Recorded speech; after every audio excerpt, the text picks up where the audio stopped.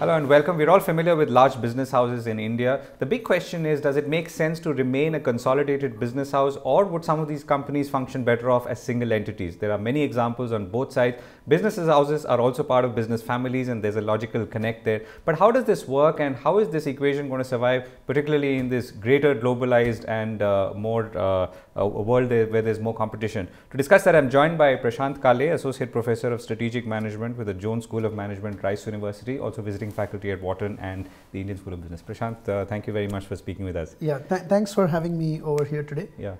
First, let me sort of try and define what a business group is. Basically, when we think of a business group, we are thinking of a set of companies where a family has ownership in all of them. Right.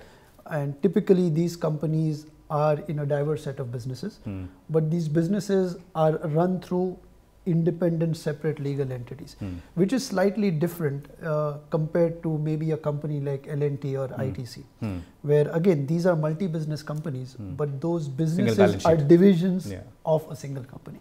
So we are speaking more of the former, not the latter, because, and I'm making this distinction because people use the word conglomerate, but conglomerate is what applies to an ITC or an L&T. Whereas a Tata or a Birla or an RPG is a business group, because they're separate firms in separate businesses. Right.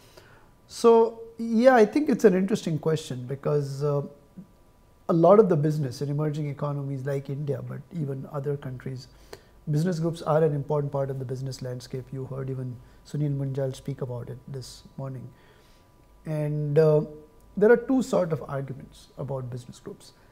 And most of these arguments have been done through research. So there is a large stream of research that says that business groups are actually like parasites, because the feeling is that these are family-owned entities.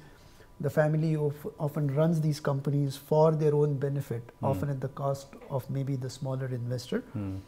And a couple of reasons why they're sort of thought as parasites. One is that there is a lot of nepotism in these business groups. So if you're affiliated close to the family, then life is good for you. And that has a big importance in how people are appointed, managed, run. And that may not always be in the best interests of the company, but often it's the interests of the people that are protected.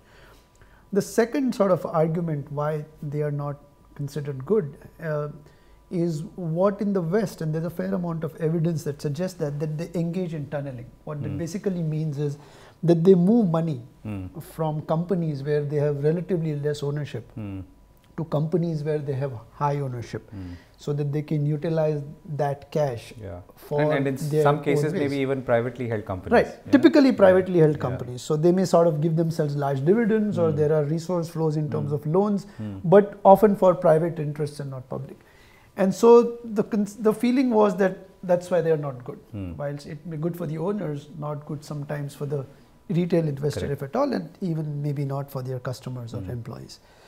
However, some research, particularly a large stream of it, done by Tarun Khanna and Krishna Palepu at Harvard, from the mid to the late 90s, sort of started saying that, hang on, there is a reason why business groups exist in emerging economies, and they play an important role. And the primary argument was very simple. The argument was that in emerging economies, which are still not that developed, some of our institutions are not sufficiently well developed. So you can think of two: capital markets, which you are very well conversant with, and second was product markets. So the argument was that if I'm a standalone company, if the capital market is not sufficiently well developed, even if I have an interesting idea, I may not be able to get capital on competitive terms to create a business around it. Whereas if I'm part of a business group, there is an internal capital market run by the business groups that will in a way fulfill this void, and hence allow the generation of new companies and exploitation of entrepreneurial And that's exactly how it's happened, I think. Right. The second argument was about product markets, and that comes mainly from the customer standpoint. So the argument was that, let's say if I'm a Tata, it's sort of said we are everything from salt to steel, right? And so the question is, why do people, consumers especially in India, think good about the Tatas? Even if you ask a common person on the road in India, what does Tata mean to you? The immediate word is trust. So the question is, what do they trust the Tatas for? Well, they trust the Tatas for to be people of high integrity, but also if I'm a consumer and if I buy a product from the Tatas, I have some trust in them, and the trust is of two kinds. One is that they may not have the best in class product or services, but it is certainly above a certain threshold. So I have some comfort buying it from them. And more importantly, if there is any problem with the product I buy from them, I will have recourse to them because they would not have disappeared. And they are also people of integrity who would try to address my problem as a consumer. And why was this important? Because again, in India, up until the past, things like consumer rights, consumer protection, the institutions were not well developed. So in the absence of these institutions, large business groups with this sort of visibility and name become a proxy for people to, even customers, to buy their products and have some comfort. So Tarun and Krishna basically argued that this is the reality in emerging markets. So for all their ills, business groups do add value by creating these internal institutions. So that's the two sides of the debate. So, but they also seem to be riding on a certain sense of chronological advantage, right? And perhaps necessity, right? I mean, because of the way India has evolved as an economy, liberalization, the people who could sort of go forth were only the guys who were... Which is true. But if you then take Tarun and Krishna Palepu's argument forward,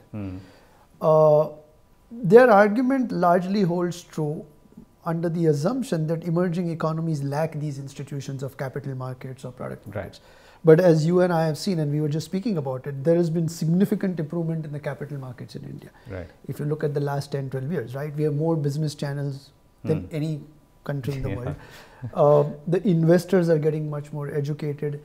There has been regulatory change in terms of SEBI's quarterly results, analysts. There is a community of private equity, venture capital building. So if the capital markets in India gradually develop, where entrepreneurs, in spite of not being part of such groups, could start getting capital at competitive rates, then the value that a business group may provide may dissipate. Similarly, as an investor too, I don't mind sort of getting into these companies and be able to diversify the risk on my own as going to a business group which is doing the risk diversification for me. So if the capital markets get developed, the argument was that the relevance and the value of business groups will dissipate. Similarly, if you can think of our product markets too, let's say it's not perhaps true today, but if you go down maybe 5-10 years, as consumer laws get better formulated, enforcement happens more, consumer rights get protected. Due to social media and all, people have much more confidence that a company that sells me a product will not disappear.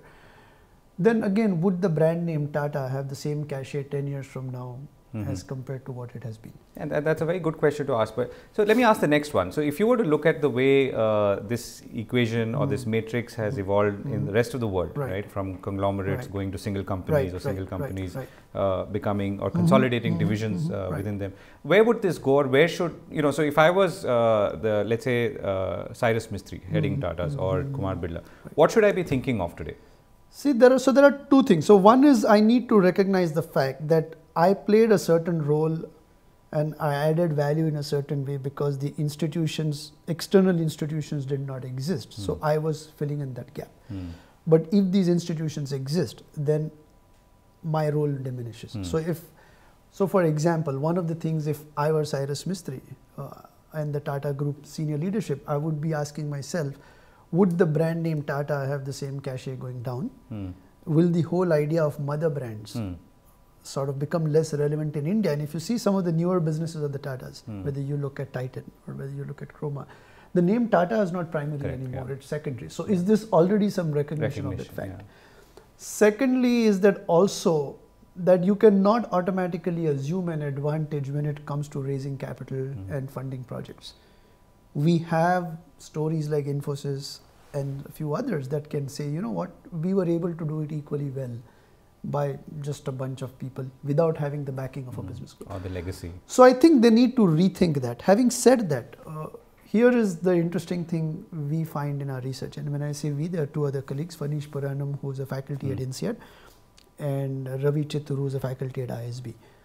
What we find is a very interesting thing. If we go by what Tarun and Krishna Palepu said, as India develops, the value of being part of a business group should go down. But we find the opposite actually. we find that being part of a business group is still important and continues to be important even as India develops. Right. And it's a very interesting thing what we find. And here is, I'll just share the result and I leave the interpretation to you, and the question you may ask is, what we find is that if you're a company that's part of a business group, and if you're publicly listed on the stock exchange, then you actually end up creating far more value as a company that's not either publicly listed or not part of a business group. So in fact, being part of a group and being publicly listed is what seems to create the biggest impact. And we have our reasons why, but we can talk more about that. Right, Prashant, I think we've run out of time. Yes, Thank you so much sorry. for giving us a great gist of what you. seems like a fascinating subject and something that people should debate in coming years. No, it is because we are taking on a lot of big guns in this field. So we'll see what happens. Okay. Thank you so much.